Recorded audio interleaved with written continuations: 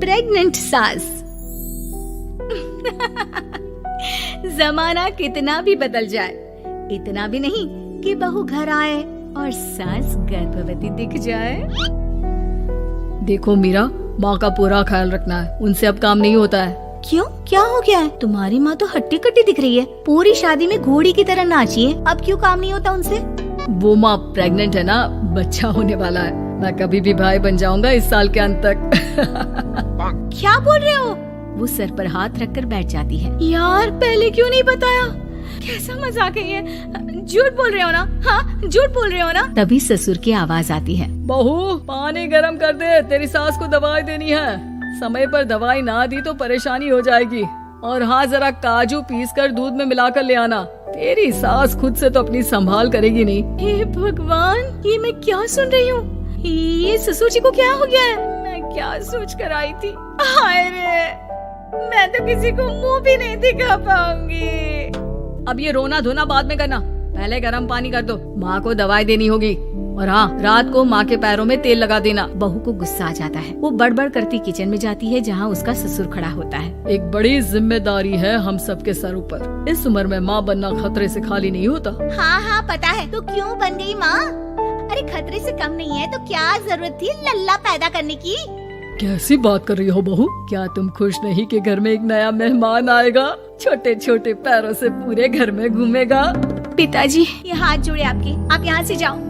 ये शायरी बाद में बताना, अभी मैं पानी गरम करके थर्मस में दे देती हूँ। सारा दिन पिलाते रहो गरम पानी। और हाँ, ये बच्चे की बात बार बार मुझसे कोई नहीं करेगा। बहू का पारा अब चढ़ा ही रहता था। वो काम तो सारा करती, लेकिन किलस किलस कर। मीरा सारे काम से फुर्सत पाकर बैठी होती है कि माँ का फोन आ जाता है। बेटा, बहुत बड़ी जिम्मेदारी है तेरे सर पर, अच्छे से निभाना। ससुराल में हर किसी को खुश रखना वैसे तो मुश्किल है, लेकिन भगवान ही हिम्मत देता है बहू को हर कुछ सहकर सबको खुश रखने की। क्या बड़बड़ किए जा रही हो माँ? जानती भी हो कि यहाँ क्या चल रहा है? मेरी सास, अरे तेरी सास तो देवी है देवी। कितने खुश हो रहे थे सारे तेरी सूरत देख देख कर। पता नहीं जैसे बहू नहीं कोई मन मांगी मुराद मिल गई हो उन लोगों को। अरे बात तो पूरी सुनो। मन मांगी मुराद तो पूरी हुई है। अरे मेरी सास को बच्चा होने वाला है, प्रेग्नेंट है वो। क्या बकवास कर रही है मीरा? ये बात किसी को कहना मत। मुझे तो बता दिया, लेकिन अब अपनी जबान सिल ले। कहाँ है तेरी सास? बात तो करा मेरी। पूछू जरा, पोता पोती खिलाने की उम्र में खुद का बच्चा खिलाने का शौक कहाँ से आ गया? और आया भी तो बताना तो चाहिए था। अब क्या नाक कटाने के लिए हम लोगों से रिश्ता जोड़ा है? रुक, तेरे पापा से बात करती हूँ। मीरा फोन रखकर लेट जाती है। वो एक सपना देखती है कि उसकी गोद में एक बच्चा खेल रहा है। भाभी की गोद में कितना खुश दिख रहा है ना, लग ही नहीं रहा कि भाभी है। मैं तेरे लिए क्या लाया हूँ, सोने की बालियाँ। तेरी शादी में तो मैं बुढ़ा हो जाऊंगा ना। अरे कैसी बात कर रहा है बेटा, इसकी जिम्मेदारी तो तू ही लेगा। हम लोगों का तो कोई भरोसा नहीं, कब ऊपर वाला उठा ले। बहू को सास को देख देख कर गुस्सा आ रहा था। तभी वहाँ पड़ोसन आ जाती है। अरे बहू, तुझसे तो पूछने से भी डर लगता है कि कब खुशखबरी सुना रही है। अब तो अपनी 1 महीने की ननद की ही जिम्मेदारी संभाल ले, बहुत है। अपने जेवर भी रख देना और पैसे भी जमा करना शुरू कर दे। वो बात आगे बढ़ाती उससे पहले ही बहू जोर से चिल्लाकर उठ जाती है। नहीं नहीं नहीं नहीं, मैं अपने जेवर किसी को नहीं दूंगी। अरे कौन ले रहा है तुम्हारे जेवर? तुम औरतें भी ना सपने में भी जेवर ही संभालती रहती हो। मैंने जो सपना देखा है ना, सुनोगे तो होश उड़ जाएंगे। अच्छा, तुम अपना सपना बाद में बताना, पहले मेरा सुनो। कल मैंने इतना अच्छा सपना देखा, इतना अच्छा सपना देखा कि अगर वो पूरा हो जाता है ना तो मैं तुम्हारे लिए रानी हार बनवा दूंगा। बहू अब सारे गम भूलकर पति का सपना सुनने में लग जाती है। अरे क्या सपना था बताइए ना, बोलिए भी तो, क्या सपना है? मैं पूरा कर दूंगी अगर बात रानी हार की है तो। बोलिए बोलिए। मैंने रात को सपना देखा कि माँ को बेटी हुई है और मुझे बहन। सच्ची, इस घर में बेटी हो जाए तो मैं तो झूम ही उठूं। मीरा का मुंह बन जाता है, वो चुप हो जाती है और सपने की बात याद करती है कि बेटी हुई तो उसे ही अपने गहने उसे देने होंगे। फिर तो रानी हार की जरूरत पड़ेगी ही। भाई लड़की बड़ी होगी, उसकी शादी होगी तो जेवर तो चढ़ाने ही होंगे ना, कहाँ से आएंगे वो? कितने समझदार हो तुम मीरा। मैंने भी यही सोचकर तुम्हारे लिए रानी हार लेने का सोचा था। अरे फूटी किस्मत मेरी जो ऐसा परिवार मिला। मेरे पापा की तो मैं अभी क्लास लगाती हूँ, जो सब जानते हुए भी ऐसे परिवार में मेरी शादी कर दी।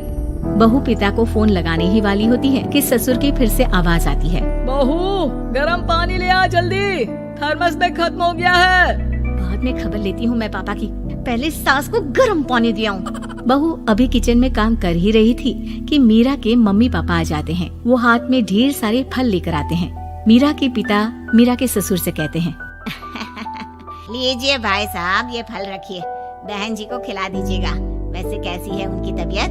बस पता तो है आपको, ऐसे वक्त में जो होता है बस वही सब। मुझे तो सुनकर बहुत गुस्सा आया था, लेकिन चलिए, भाग्य में जो है लिखा उसे कौन टाल सकता है।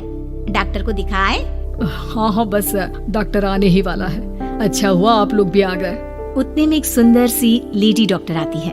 पेशेंट कौन है आप? अरे नहीं जी, मैं तो बहू हूँ इस घर की। मैं तो अभी सोच भी नहीं सकती पोता या पोती के बारे में। अभी तो मेरी सास ही। अरे चुप हो जाना, देख तो ले, डॉक्टर है ये, किसी के भी सामने गुस्सा फोड़ देती है। डॉक्टर कमरे में जाती है और थोड़ी देर बाद बाहर आ जाती है। पीछे से सास भी निकल आती है। हे भगवान, इतना दुख तो किसी को भी ना दे जितना मुझे दिया है। देखिए बहन जी, आप लोगों को तो ये सोचना भी नहीं चाहिए था। वही तो मैं भी कह रही थी कि आप लोगों के लिए तो सोचना भी गुनाह है, लेकिन अब पछताए होत क्या जब चिड़िया चुग गई खेत। डॉक्टर वहाँ से चली जाती है। मैं माँ नहीं बन सकती, मैं प्रेग्नेंट भी नहीं हूँ। ये कैसे? तुम तो बोल रही थी कि अरे वो गैस का दर्द था और पेट भी गैस से फूल रहा था। डॉक्टर ने चूर्ण दे दिया है, गर्म पानी से फाँकना है। मैं अभी लाती हूँ गर्म पानी। अरे मैं तो गीजर ही लगा देती हूँ। खुशी के मारे पागल ना हो जाओ।